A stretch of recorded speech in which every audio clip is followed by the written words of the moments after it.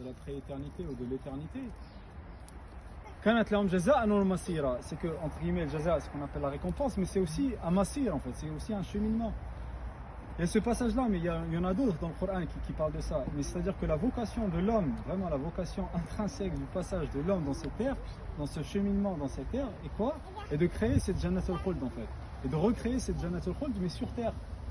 Et en fait, le système, tout écosystème a une tendance naturelle. Si on laisse, même si on laisse Paris, vous voyez Paris, si on laisse au bout de 200 ans, ça redevient une forêt. Vous imaginez tout seul.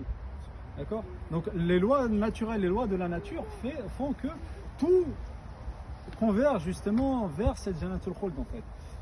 Mais Dieu veut que l'homme justement soit un perturbateur, entre guillemets, un perturbateur de vie, mais pas un perturbateur de mort, pas un destructeur.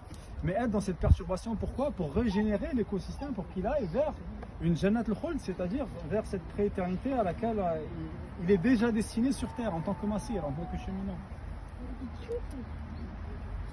Et chose justement qui s'oppose à ce que Shaitan a proposé à Adam alayhi salam dans Surat Taha. Bon, l'explication est un peu longue, mais il lui a proposé Shajaratul Khuld, alors que lui il était déjà dans Jannatul Khuld, il était déjà dans une forêt en fait. Mais qu'est-ce que ça veut dire la Shajara par rapport à la forêt? C'est l'isolation, d'accord? On est isolé. Effectivement, comment on peut reconstruire un système un écosystème forestier ou de nature forestière? Ben, c'est en venant tous ensemble en fait, parce que moi tout seul je peux pas, et vraiment on voit les initiatives individuelles, etc. Elles tiennent pas la route, pourquoi? Parce qu'on vient pas ensemble en fait, tu vois.